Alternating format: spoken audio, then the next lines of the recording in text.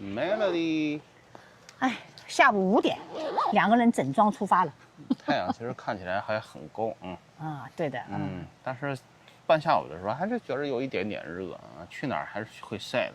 我这个黑色素的镜头啊，一下子拉了20%，已经不能看了。就是说，人不能有懈怠，对于佛州的这个阳光，特别是如果你去海滩，我倒没什么大事儿，这次是经过考验了啊。那佛州人怎么办呀？我看他们海滩上的人都在喷防晒，这倒是确实是这样。啊，你海滩那些未必是本地人。海滩那些看起来也是一家一家，现在不是春假嘛，也是过来旅行的。我觉得现在是属于黑里透红。我觉得佛州人可能说不定半年也去不了一次海滩，说不定他们就在家吹空调啊、上班啊、开车呀。他过他正常的生活，他跟旅行也没什么关系。我们今天上午其实到周边去采购了一下，就是已经很长时间没有去Trader Joe's啊什么。Melody太喜欢这儿了。对呀，我就觉得20分钟之内啊，所有你想采购物资的商店都有。这儿的商业得有多卷啊！其实好多地方啊，像我们西海岸流行的Trader Joe's啊、Whole Foods啊，其实在佛州并不是特别多。对，没错。我看整个奥兰多也就3、4个而已。对，但是这儿竟然有一家啊！没错，我就想这儿人口应该也不是那么多。我感觉是因为这儿游客多。从外地来的多。我觉得佛州它有自己的购物的体系，它跟外州啊都不是特别一样啊。不过我进商店感受到，不管是 Costco 旁边的 Costco， 还是Whole Foods还是Trader Joe's，感觉都像新开的。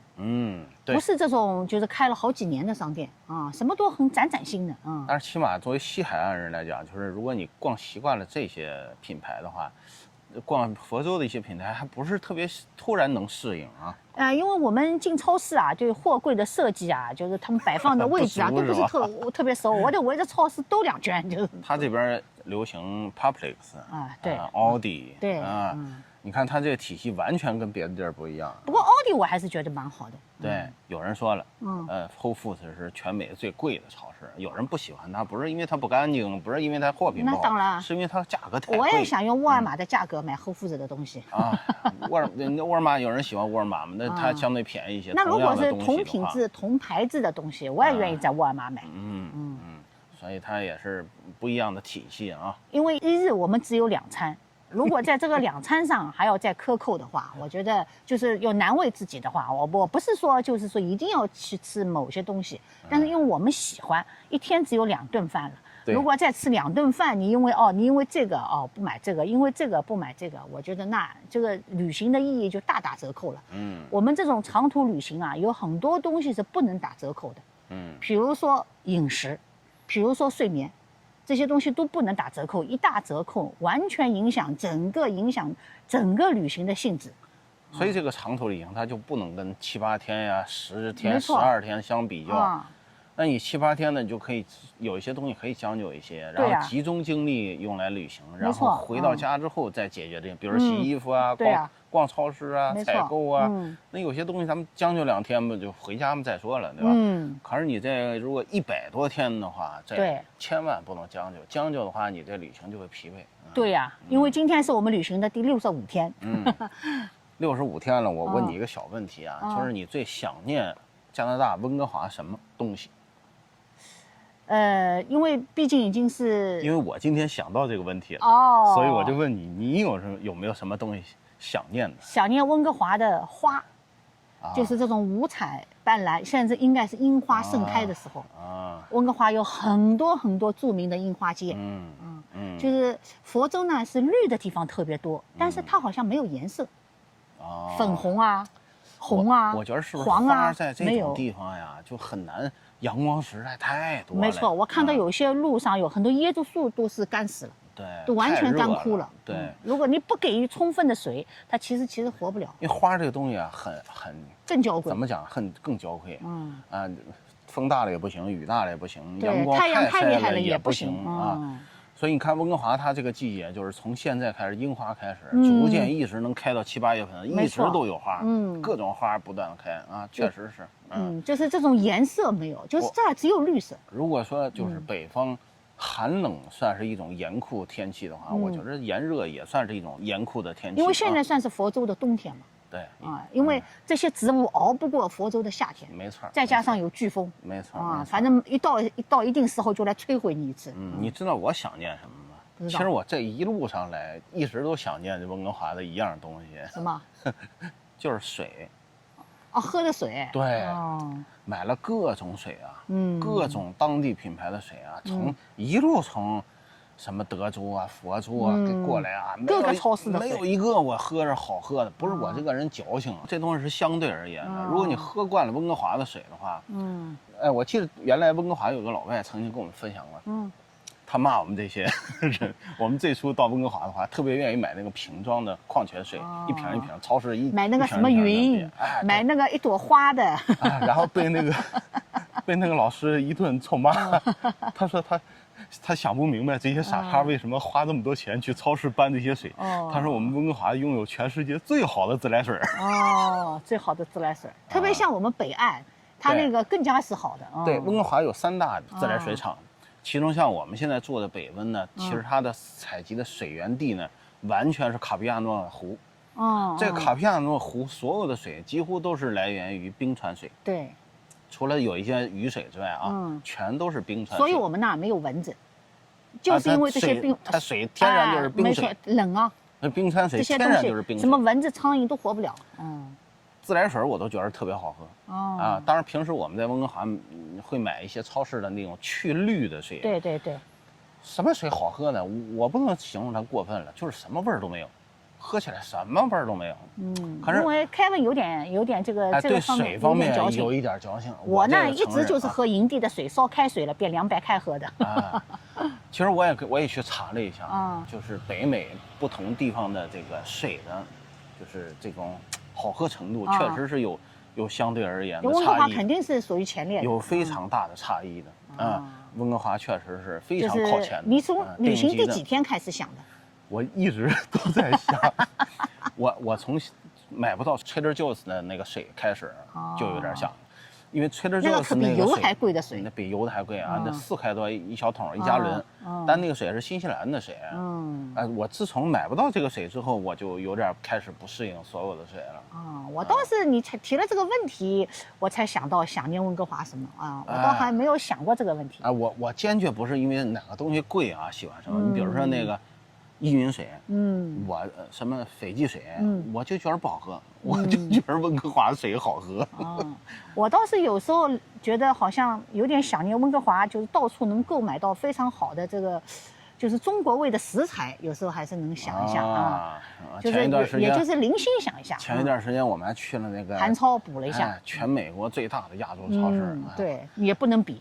也是不能和温哥华的韩超比。原来没有去那么多地方，我觉着，好像温哥华的华人人口也不是全北美最多的还有很多地方华人特别多。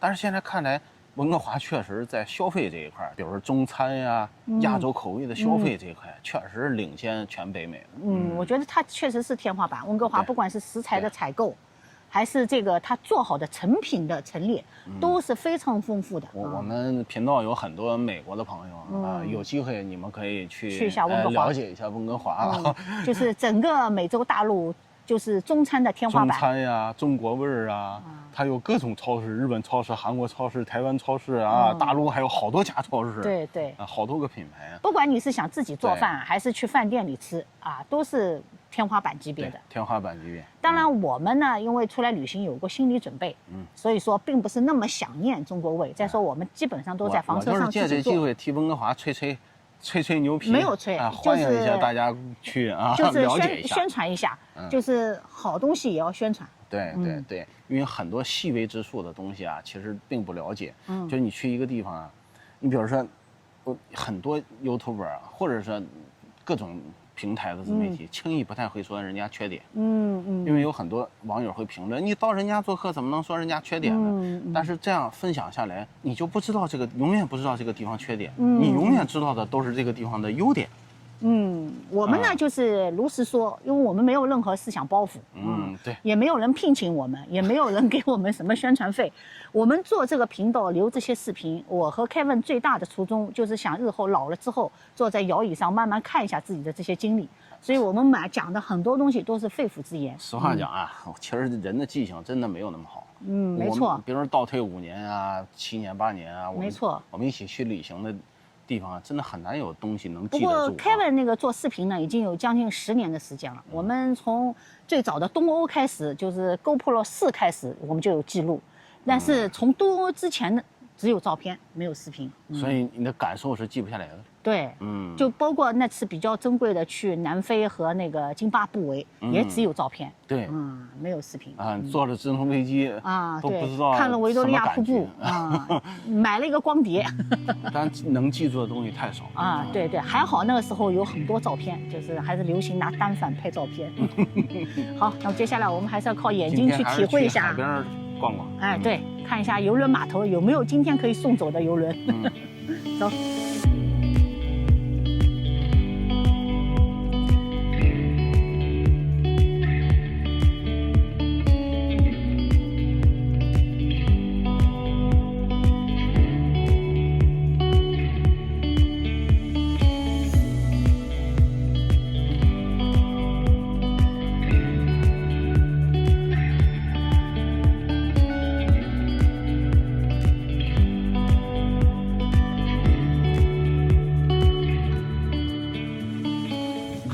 现在来这个地方啊，叫 Jetty Park。这地方还收钱嘞，15块钱一张门票，15块钱含停车费，蛮好的。当然你要来时间长的话，这儿还有房车露营地啊。对，是的，我们没有研究这个露营地到底是下水情况怎么样，价格怎么样。本地人还可以买年票。对，年票好像是25是吗？对，就多10块钱，你来1次半就回来了。本地人在这钓鱼啊，肯定都是买年票的。哎呀，比我们贵10块钱啊！这个地方呢，有点像南沙滩的那个地方啊，旁边这个像运河一样的地方啊，每天大游轮就从这儿走啊。这公园就是由这个港务局来运营的它等于说不是州立公园，也不是国家公园，不是。看来露营地估计也是这港务局运营。港务局运营的一个公园。在我们还第一次就是一般都看到省立公园。这个斋体啊，有很多地方都是这样的公园。西海岸也有很多叫斋体的这种。就这个名称就说明了它的身份。对，这就是堤坝的一个公园。然后那边呢，其实没多远的地方啊，你看那些杆子。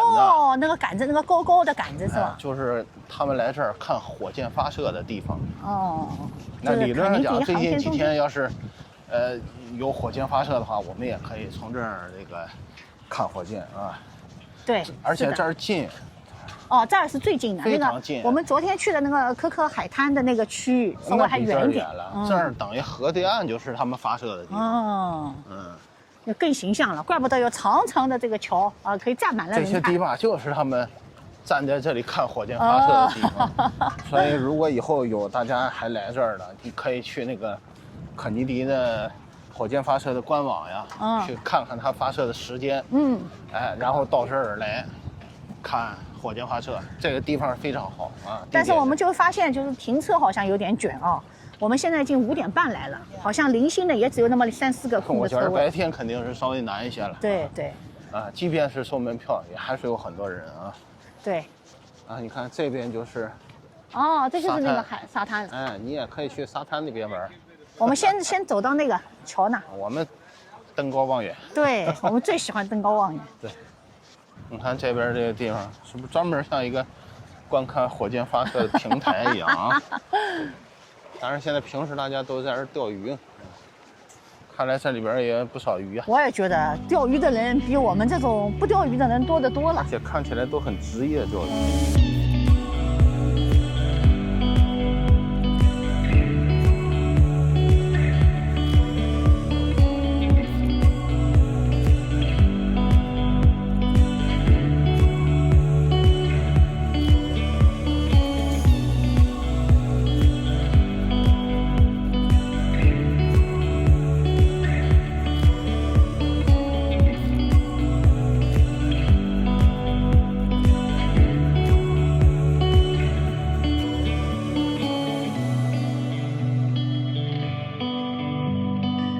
今天的风还是不小啊。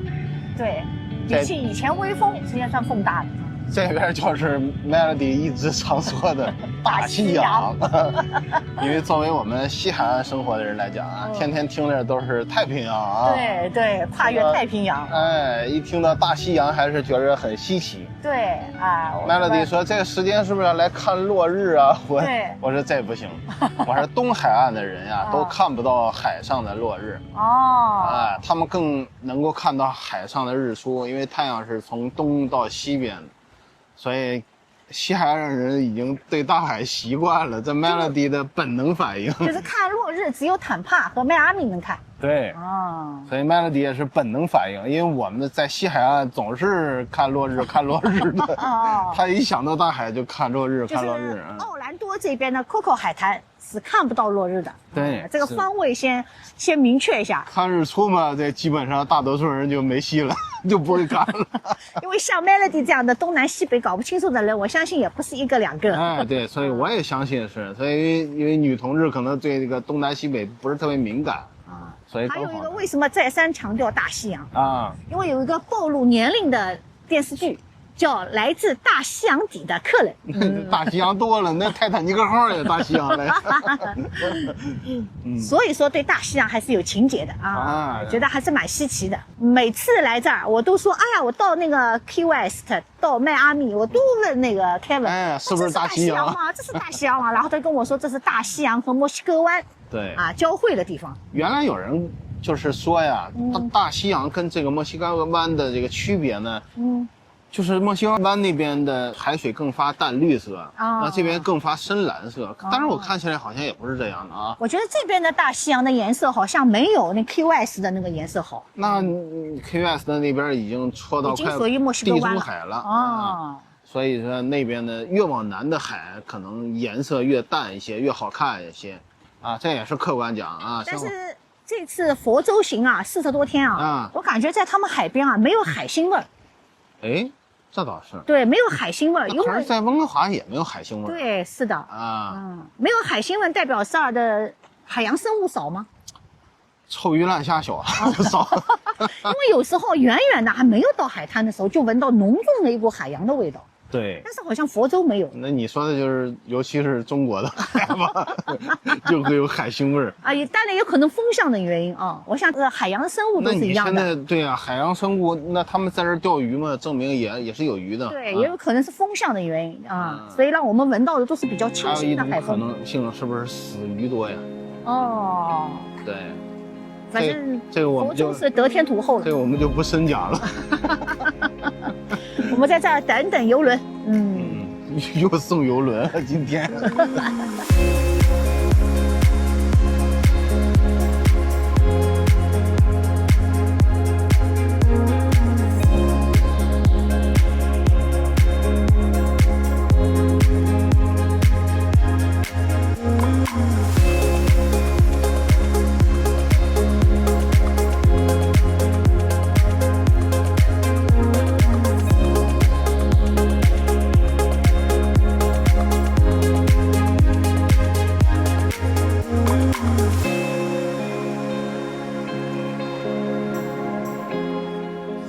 刚才你那话题啊，你说这儿海啊没有那种海腥味儿啊，我感觉他们钓鱼啊很难钓下来一条。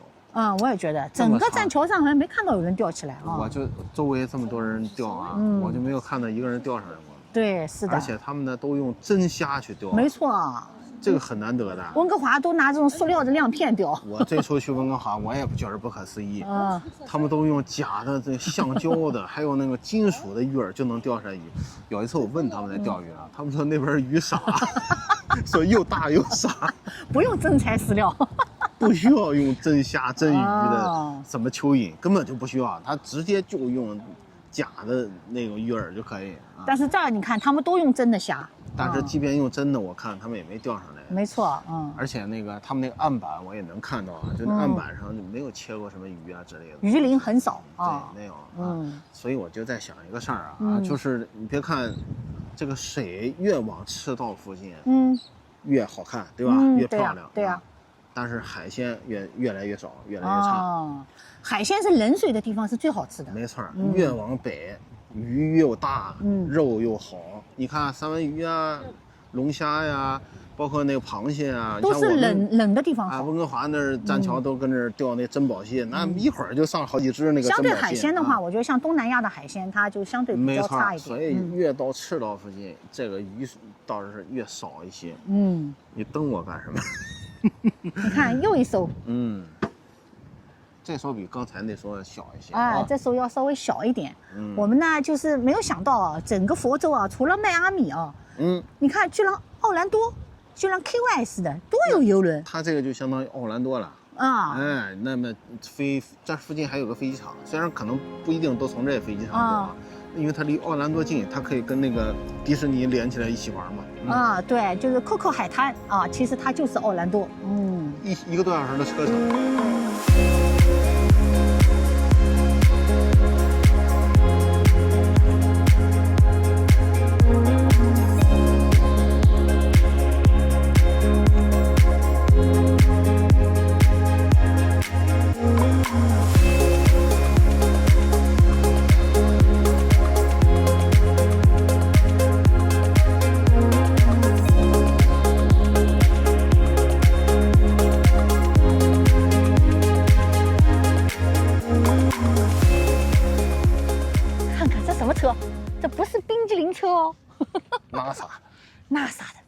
NASA 卖冰激凌的。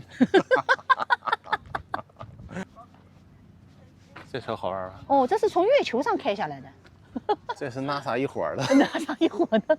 哎，它还有个小皮包一个，你看，它有个小皮包啊，它还后边还拖一个 trailer。对，还拖一个行李箱。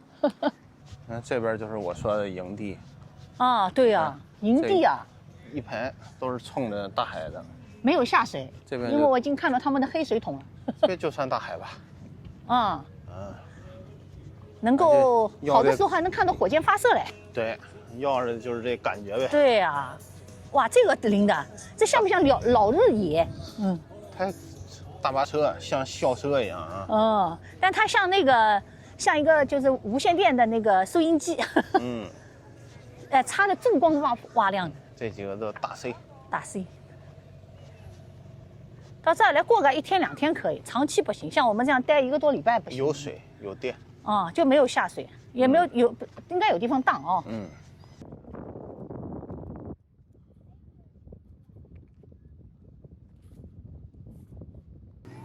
还说错了。它竟然有营地啊！只有水没有电。因为可能位置太好了。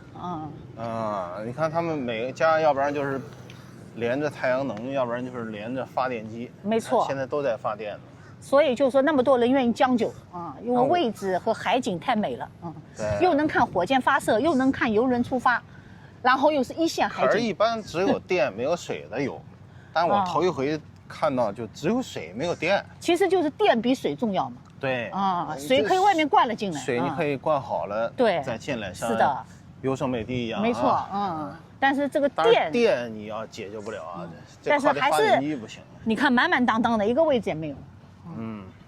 满满当当，一个空位也没有。